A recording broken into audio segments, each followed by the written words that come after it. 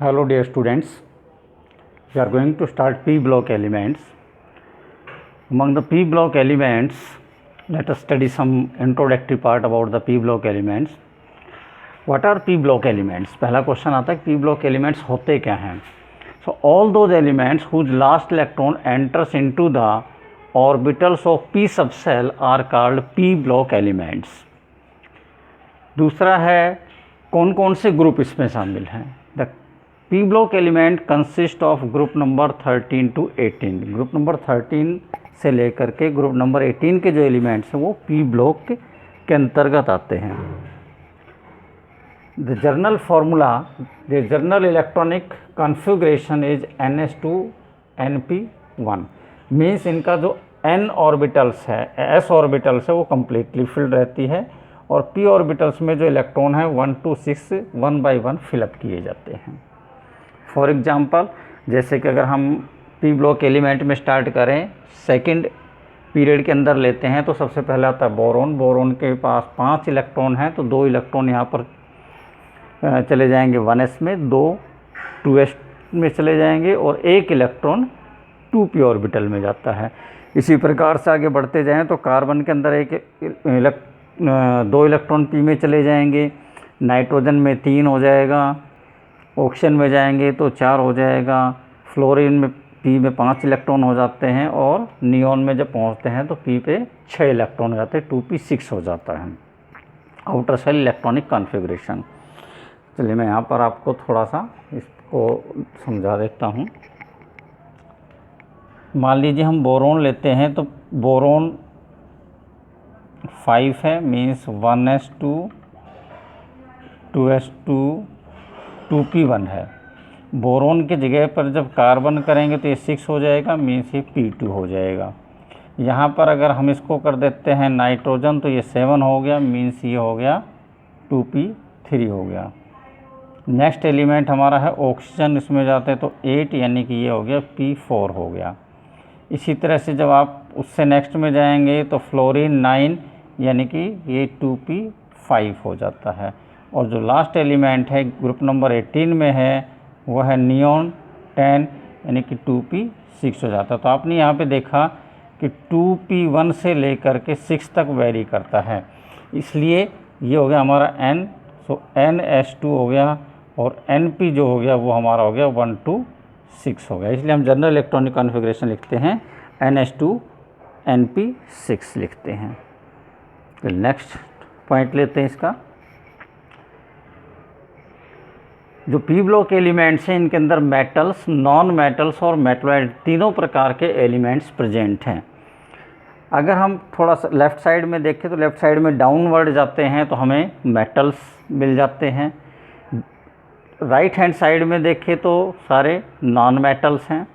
और मेटल्स और non metals को सेपरेट करते हुए एक हमें तिरछी रो मिलती है एलिमेंट्स की, जिसमें boron, aluminium, gallium, antimony, bismuth ये प्रेजेंट हैं. जर्मेनियम, एंटीमनी, बिस्मथ ये प्रेजेंट हैं जो कि तिरछी लाइन बनाते हैं.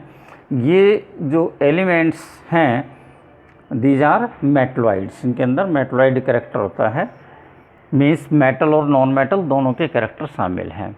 अब अगर हम फिजिकल स्टेट की बात करते हैं तो जो पी ब्लॉक एलिमेंट्स है वो तीनों ही स्टेट में पाए जाते हैं, solid, liquid as well as gaseous state के अंदर.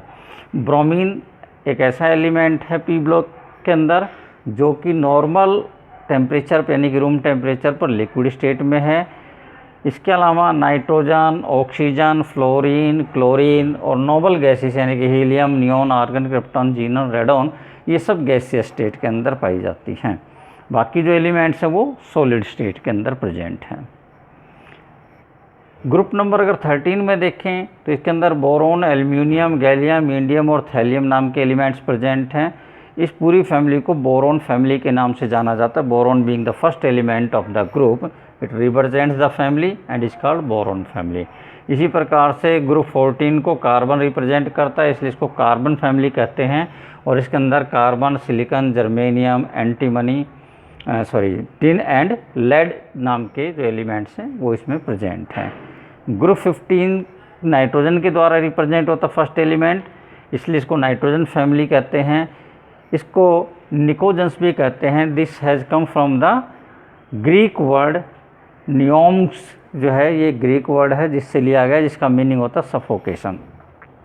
एक्चुअली ये टॉक्सिक तो नहीं होते एलिमेंट्स, लेकिन जब ये एलिमेंट प्रेजेंट है, जैसे नाइट्रोजन प्रेजेंट है, तो इससे जो ऑक्सीजन है वो उसका रेस्ट्रिक्ट हो जाती है, और due to the suffocation the animals में die, that's why they are called pnictogens. Group number 16 oxygen, sulphur, selenium, tellurium, polonium elements हैं इसके अंतर्गत।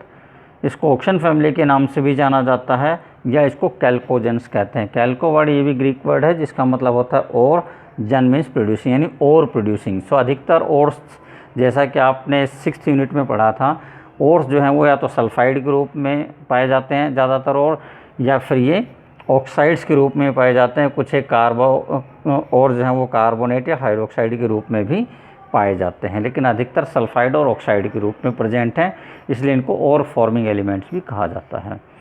ग्रुप 17 के अंतर्गत आता है fluorine, chlorine, bromine, iodine and astatine. They are collectively called halogens. हालांकि जब हम हैलोजेंस की बात करते हैं तो एस्टाटीन को इसमें शामिल नहीं करते हैं, फ्लोरीन, क्लोरीन, ब्रोमीन और आयोडीन की ही बात करते हैं मेनली। और इनको इसलिए कहा जाता है, हेलो का मतलब होता है साल्ट, ग्रीक वर्ड है जिसका मतलब है साल्ट, इसलिए इनको साल्ट प्रोड्यूसिंग एलिमेंट्स भी कहा जाता है। अब बात करते हैं ग्रुप 18 की। ग्रुप 18 के एलिमेंट्स जो हैं उनका आउटर सेल कम्प्लीटली फिल्ड होता है, therefore they do not need any either to take electron और lose electron to complete their octet, क्योंकि ऑक्टेट पहले कंप्लीट है तो ना इलेक्ट्रॉन लेने की ज़रूरत है और ना ही देने की ज़रूरत है, इसलिए ये रिएक्शन में नॉर्मली पार्टिसिपेट नहीं करते, इसलिए इनको नोबल गैसेस कहा जाता है। तो हीलियम, इसके आउटर सेल में 2 इलेक्ट्रॉन है, डुप्लेट कंप्लीट है, इसका एक ही सेल है इसमें। बाकी में सभी में एक से ज़्यादा सेल हैं तो ऑक्टेट चाहिए होता है, और सभी के ऑक्टेट कंप्लीट हैं, यानी कि सभी के अंदर Np6 इलेक्ट्रॉन प्रेजेंट है आउटर मोस्ट सेल में, that's why they are called noble gases.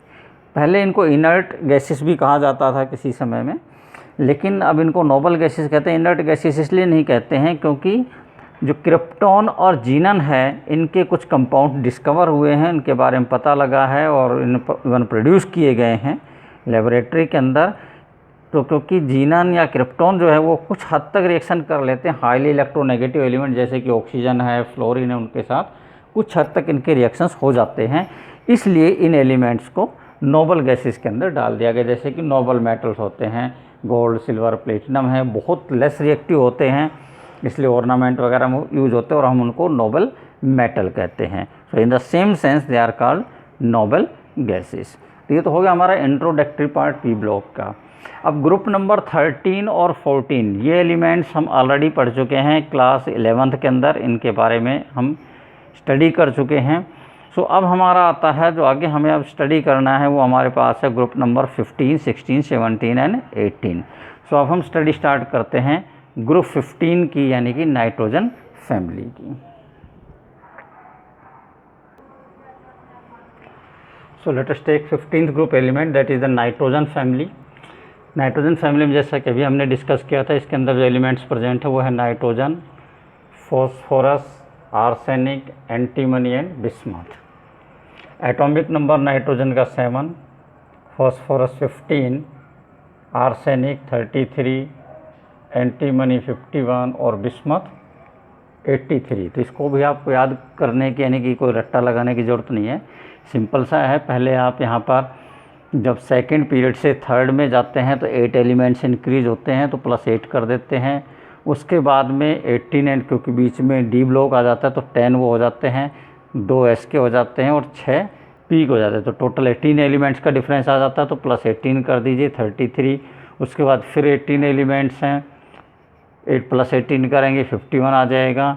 उसके बाद में क्योंकि लेंथेनाइड सीरीज़ भी बीच में इंट्रोड्यूस हो जाती है, इससे आगे चलते हैं तो वहाँ पर आप 51 प्लस में 32 एलिमेंट्स करेंगे तो आ जाएगा 83। तो इस प्रकार से याद रखा जा सकता है, यानी 8, 18, 18, 32 प्लस करने हैं यहाँ पे, इस प्रकार से भी आप निकाल सकते हैं। तो फर्स्ट एलिमेंट का याद है तो बाकियों का निकाला जा सकता है। फिजिकल स्टेट अगर हम देखते हैं तो नाइट्रोजन जो है वो गैसियस स्टेट में है, फॉस्फोरस एक वैक्सी सॉलिड है, आर्सेनिक भी क्या है, सॉलिड स्टेट में पाया जाता है। एंटीमनी सॉलिड स्टेट में है। बिस्मथ सॉलिड स्टेट में पाया जाता है। नेचर की बात करते हैं तो नाइट्रोजन प्योरली नॉन मेटल है। फॉस्फोरस भी नॉन मेटेलिक प्रॉपर्टी शो करता है सारी। आर्सेनिक जो है इसके अंदर नॉन मेटल और मेटल दोनों के करेक्टर प्रेजेंट है, यानी कि मेटलॉइड्स की मेटलॉइडिक प्रॉपर्टी शो करता है। सेम एंटीमनी के बारे में है।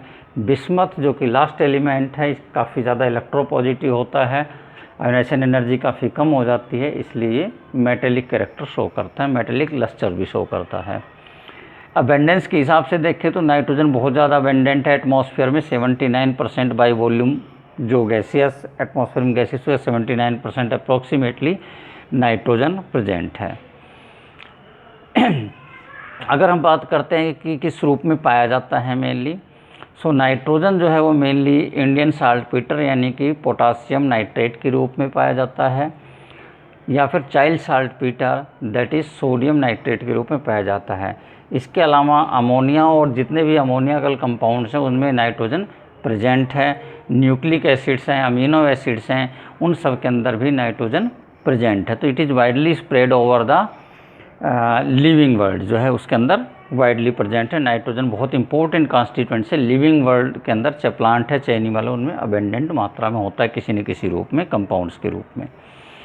फॉस्फोरस जो है बेसिकली फॉस्फोराइड्स यानी कि कैल्शियम फॉस्फेट के रूप में पाया जाता है, या फिर फ्लोरेपेटाइट है CA3PO4 CF2, इसी तरह से क्लोरेपेटाइट CA3PO4 CaCl2 इस रूप में विशेष रूप से पाया जाता है। इसके अलावा जो हमारे न्यूक्लिक एसिड हैं उनका भी एक इम्पोर्टेंट कॉन्स्टिट्यूएंट है, ये RNA DNA के अंदर पाया जाता है।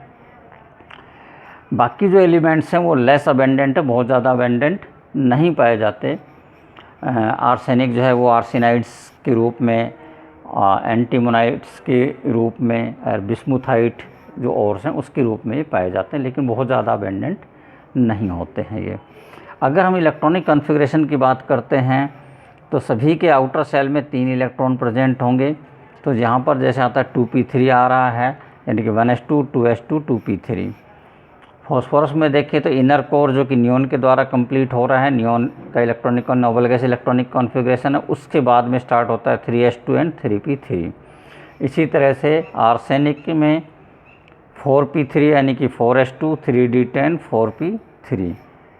एंटीमनी के अंदर क्रिप्टॉन कोर बनाता है, क्रिप्टॉन का जो इलेक्ट्रॉनिक कॉन्फ़िगरेशन वो इनर कोर कंप्लीट करता है, उसके बाद 5s2 4d10 and 5p3 present है। जीनन में इसी प्रकार से लास्ट में 6p3 आता है, यानी 4f आ जाता है, 14 हैं, फिर 5d में 10, 6s में 2 एंड 4p में 3 इलेक्ट्रॉन्स प्रेजेंट हैं। So this is about the electronic configuration. अब हम पढ़ेंगे इसकी कुछ फिजिकल प्रॉपर्टीज़ के बारे में।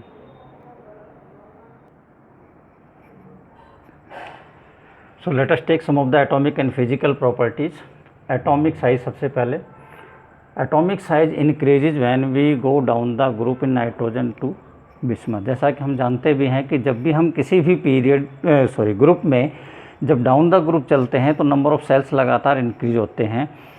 जैसे कि नाइट्रोजन है, इसमें 2 सेल हैं, फर्स्ट एंड सेकंड सेल। इसके बाद नाइट्रोजन के बाद में जब हम फॉस्फोरस में जाते हैं तो एक और सेल उड़ जाता है, आर्सेनिक में एक और ऐड होता जाता है। इस प्रकार से नंबर ऑफ़ सेल्स बढ़ते हैं तो एटॉमिक रेडियस भी इंक्रीज़ होने लग जाता है, उसका जो कोवलेंट रेडियस है वो इंक्रीज़ होता है। So it is due to the consistent increase in number of orbits बढ़ने की वजह से ऐसा हो रहा है। उसके बाद आता आयनिक साइज़ के बारे में। आयनिक साइज़ में हम देखेंगे कि मोस्ट प्रोबेबल आयन्स क्या बनते हैं। नाइट्रोजन के पास, या ये कह लें कि सभी एलिमेंट्स के पास इस ग्रुप में आउटर मोस्ट सेल में 5 इलेक्ट्रॉन प्रेजेंट हैं।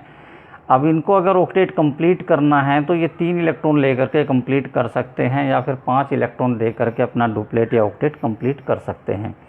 सो 5 इलेक्ट्रॉन गिव अप करना डेफिनेटली बहुत मुश्किल है, क्योंकि नाइट्रोजन की इलेक्ट्रोनेगेटिविटी काफ़ी ज़्यादा है, तो ये क्या कर सकता है, 3 इलेक्ट्रॉन गेन कर सकता है।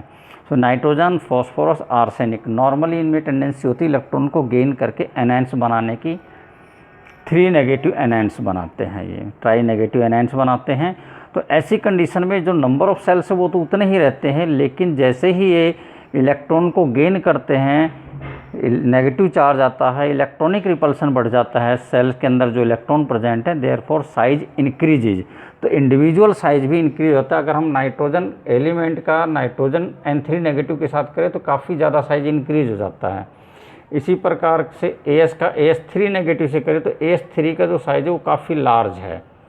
अब अगर हम N3 नेगेटिव से AS3 नेगेटिव की तरफ चलेंगे तो क्योंकि इनके एटॉमिक रेडियस ही बढ़ते क्रम में था, तो आयनिक रेडियस भी उसी प्रकार से इंक्रीजिंग ऑर्डर में ही होगा। अब अगर हम बात करते हैं Sb की करते हैं आर्सेनिक के बाद में, तो ये 3 इलेक्ट्रॉन ले नहीं पाता है क्योंकि इसका जो इफेक्टिव न्यूक्लियर चार्ज वो कम है, आयोनाइजेशन एनर्जी कंपैरेटिवली कम हो जाती है, इलेक्ट्रोनेगेटिविटी काफ़ी डिक्रीज हो चुकी होती है यहाँ तक आते आते। Therefore, it doesn't have a tendency to gain the electron. Rather, it has a tendency to lose the electron to form the cations, tripositive cations बनाने की। अब जो कैटायन बनेगा तो नेचुरली क्या नंबर ऑफ इलेक्ट्रॉन लॉस होंगे, तो proton की संख्या ज़्यादा हो जाती है यहाँ पे। Therefore, effective nuclear charge increases to large extent and the atomic radius shrinks। जो आयनिक रेडियस जो वो श्रिंक हो जाता है, जो आउटर मोस्ट सेल वो श्रिंक हो जाता है, छोटा हो जाता है, इसलिए साइज़ काफ़ी घट जाता है। तो AS3 नेगेटिव की तुलना में Sb3 पॉजिटिव का साइज़ बहुत छोटा होता है और देयर इज़ ए डिक्रीज, इसलिए हम AS3 नेगेटिव से Sb3 पॉजिटिव पे जाते हैं तो डिक्रीज शो होता है। लेकिन जब Sb3 पॉजिटिव से Bi3 पॉजिटिव जाते हैं तो यहाँ पर कोई बेसिकली फ़र्क नहीं पड़ रहा है, क्योंकि इस पर भी 3 पॉजिटिव है, ट्राई पॉजिटिव कैटायन, ये भी ट्राई पॉजिटिव कैटायन ही है। सो दोनों में डिफरेंस क्या है कि इसके अंदर सेल की संख्या 5 है, इसमें सेल की संख्या 6 है। तो क्योंकि नंबर ऑफ सेल्स ज़्यादा हैं तो साइज भी क्या होगा, ज़्यादा होगा। इसलिए जब हम Sb3 पॉजिटिव से Bi3 पॉजिटिव की तरफ जाएंगे सो साइज विल इंक्रीज। तो ये बहुत सिंपल सी टर्म में हम इसको आसानी से समझ सकते हैं। उसके बाद आ जाता है इलेक्ट्रोनेगेटिविटी। इलेक्ट्रोनेगेटिविटी क्या होती है? It is the tendency of an atom to attract the shared pair of electron, और वो डिपेंड करता है कि उसके पास अपना इफेक्टिव न्यूक्लियर चार्ज कितना जाता है। सो नाइट्रोजन का इफेक्टिव न्यूक्लियर चार्ज काफ़ी ज़्यादा रहेगा। जैसे जैसे हम डाउन द ग्रुप जाएंगे इफेक्टिव न्यूक्लियर चार्ज घटता जाएगा, तो उसी प्रकार से इलेक्ट्रोनेगेटिविटी की वैल्यू जो है वो भी डिक्रीज होती जाती है। नाइट्रोजन के लगभग 3 है, जबकि बिस्मथ के केस में जाएंगे तो काफ़ी कम हो जाती है इलेक्ट्रोनेगेटिविटी, यानी इलेक्ट्रॉन लेने की टेंडेंसी बहुत कम हो जाती है, शेयर्ड पेयर को अट्रैक्ट करने की टेंडेंसी बहुत कम हो जाती है। इसीलिए जनरली इसमें नेगेटिव ऑक्सीडेशन स्टेट हमें नहीं मिलती है, पॉजिटिव ऑक्सीडेशन स्टेट देखने को मिलती है। So it is due to the increase in size and decrease in effective nuclear charge. Z effective का मतलब इफेक्टिव न्यूक्लियर चार्ज। उसके बाद मेटेलिक एंड नॉन मेटेलिक जो कैरेक्टर्स की बात करते हैं, so metallic character non metallic character depend किस पर करता है? उसके साइज पर, उसके आयोनाइजेशन एनर्जी के ऊपर और इफेक्टिव न्यूक्लियर चार्ज के ऊपर डिपेंड करता है। जब आप डाउन द ग्रुप चलते हैं तो हमें पता है कि मेटेलिक कैरेक्टर इंक्रीज होता है, और मेटेलिक कैरेक्टर इंक्रीज होने का कारण क्या होता है कि नीचे जाने पर जैसे जैसे साइज बढ़ता जाता है वैसे वैसे आयोनाइजेशन एनर्जी डिक्रीज होती जाती है, क्योंकि जो आउटर मोस्ट सेल का इलेक्ट्रॉन है वो न्यूक्लियस से दूर होता चला जाता है, इसलिए आयोनाइजेशन एनर्जी डिक्रीज हो जाती है। डिक्रीज हो जाती मीन्स आसानी से इलेक्ट्रॉन गिव अप कर सकता है, इसलिए मेटेलिक कैरेक्टर शो करता है। तो इफेक्टिव न्यूक्लियर चार्ज डिक्रीज हो गया, एटॉमिक साइज इंक्रीज हो गया, और जो आयोनाइजेशन एनर्जी है वो भी डिक्रीज हो जाती है, इसलिए मेटेलिक कैरेक्टर इंक्रीज होता है। नॉन मेटेलिक क्योंकि इसका जस्ट अपोजिट है, तो इसका मतलब नॉन मेटेलिक कैरेक्टर क्या हो रहा है? डाउन द ग्रुप जाने पर डिक्रीज हो रहा है। तो कुछ एक ये हो गया। Let us take some other physical properties.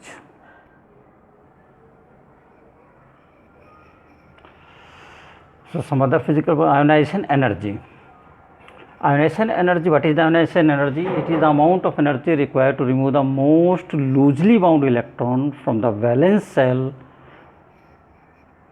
of an atom. So ionisation energy, क्योंकि हम जैसे जैसे नीचे जाते हैं वैसे वैसे इफेक्टिव न्यूक्लियर चार्ज डिक्रीज होता है, साइज इंक्रीज होता चला जाता है, तो इलेक्ट्रॉन को निकालना ज़्यादा इजी हो जाता है।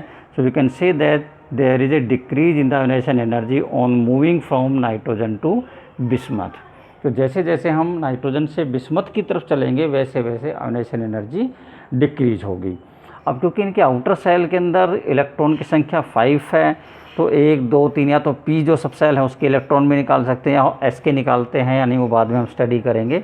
तो मान लीजिए कि पी के 3 इलेक्ट्रॉन निकालते हैं, तो पहला इलेक्ट्रॉन निकला तो first ionisation energy, then second, दूसरा इलेक्ट्रॉन निकलेगा तो सेकंड, एंड तीसरा निकलेगा तो third ionisation energy. First electron निकलते ही कि चार्ज क्या आएगा, पॉजिटिव चार्ज आ जाएगा, यानी इफेक्टिव न्यूक्लियर चार्ज इंक्रीज हो जाएगा। इट मीन्स जो फर्स्ट आयोनाइजेशन एनर्जी होगी will be less than second, and second will be less than third. तो वो डिपेंड करता है कितने इलेक्ट्रॉन निकले हैं, उसके हिसाब से भी उसकी आयोनाइजेशन एनर्जीज होंगी।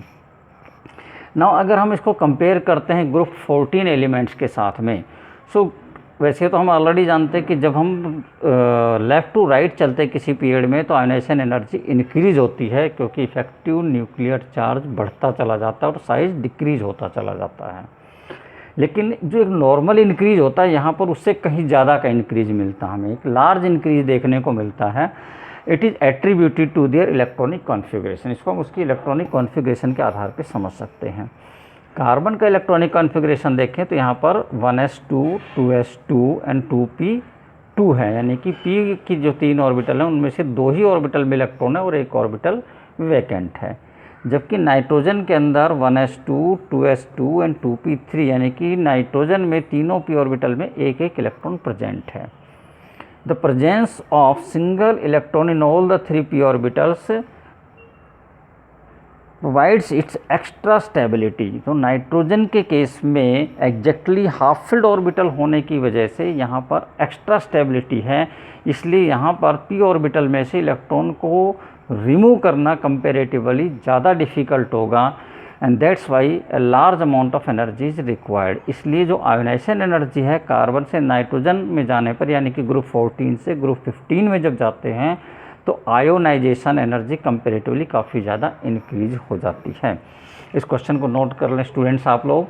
Y there is large increase in the ionisation energy when we move from group 14 to group 15 corresponding elements. Group 15 के से ग्रुप 14 से ग्रुप 15 के कॉरस्पॉन्डिंग एलिमेंट्स में अगर हम जाते हैं तो लार्ज इंक्रीज क्यों मिलता है? तो इसका कारण है उसका इलेक्ट्रॉनिक कॉन्फ़िगरेशन।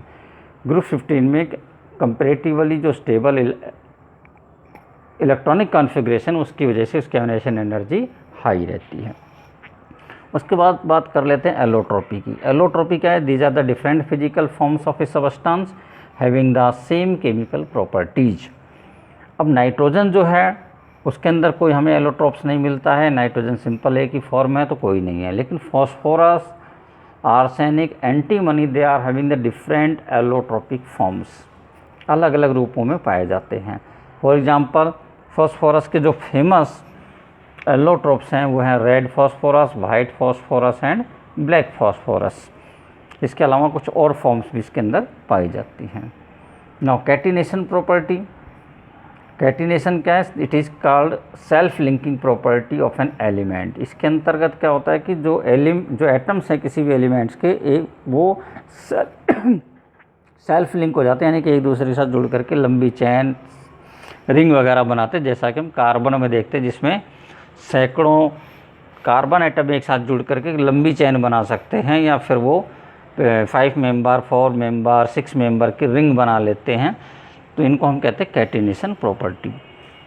अब ये जो नाइट्रोजन है उसके अंदर ये कैटिनेशन की प्रॉपर्टी बहुत ही लिमिटेड है।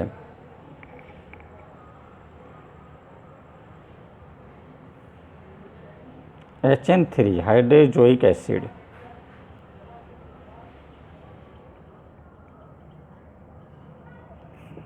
इसमें हम देखते हैं कि जो 3 नाइट्रोजन एटम्स है वो एक दूसरे के साथ जुड़े हुए हैं। तो जो मैक्सिमम हमें कैटिनेशन मिलता है वो केवल नाइट्रोजन में 3 एटम तक की मिलती है। 3 नाइट्रोजन एटम एक दूसरे से कनेक्ट होते हैं, इससे ज़्यादा हमें नहीं मिल पाता है।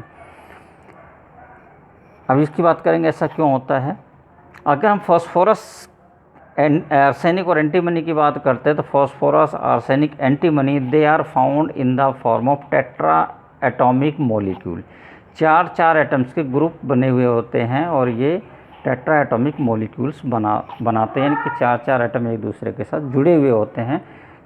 टेट्राहेड्रली जुड़ा हुआ होता है। जैसे कि फॉस्फोरस में तो यहाँ तक जो टेट्राहेड्रल स्ट्रक्चर बना हो वो भी एक दूसरे से लिंक हो जाते हैं और ये पॉलीमेरिक फॉर्म में भी पाया जाता है। तो बहुत ज़्यादा होता है इसमें कैटिनेशन, यहाँ पे थोड़ा कम हो जाता है, Sb में थोड़ा सा और कम हो जाता है। अब इसको समझते हैं कि ऐसा होता क्यों है। ऐसा इसलिए होता है कि जो नाइट्रोजन है, नाइट्रोजन का साइज क्या है, स्मॉल साइज है।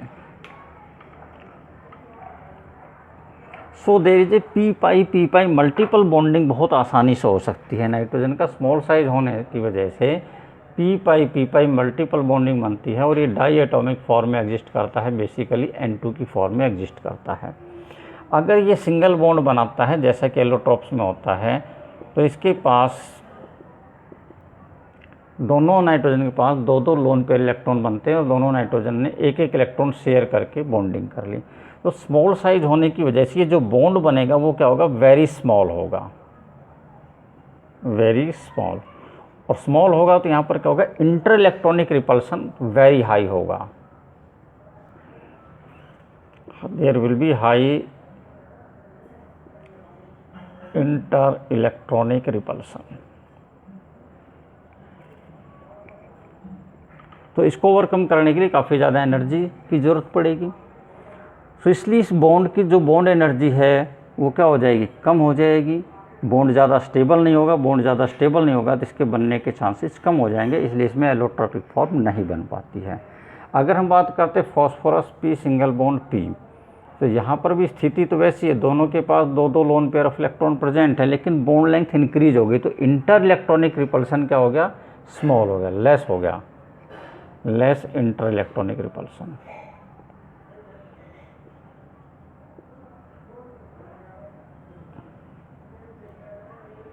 इंटर इलेक्ट्रॉनिक रिपल्सन यहाँ पे डिक्रीज हो गया, साइज इंक्रीज हो गया, तो ये जो बॉन्ड है वो क्या हो गया, कंपैरेटिवली स्टेबल हो गया। This bond is comparatively stable and it has high bond dissociation energy.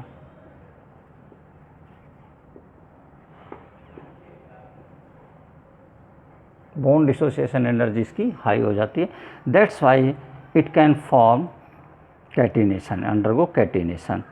Arsenic में क्योंकि बॉन्ड लेंथ थोड़ी ज़्यादा हो जाती है तो थोड़ा सा बॉन्ड वीकर होना शुरू हो जाता है, इसलिए यहाँ पर प्रॉपर्टीज़ डिक्रीज होनी शुरू हो जाती है। शो करता है कैटिनेशन, लेकिन it is having the lesser degree of catenation as compare to the phosphorus. अब आते हैं मेल्टिंग एंड बॉइलिंग पॉइंट के बारे में। मेल्टिंग और बॉइलिंग पॉइंट डिपेंड करता है किस चीज़ पर, इंटरमोलिकुलर फोर्स ऑफ एट्रैक्शन के ऊपर डिपेंड करता है।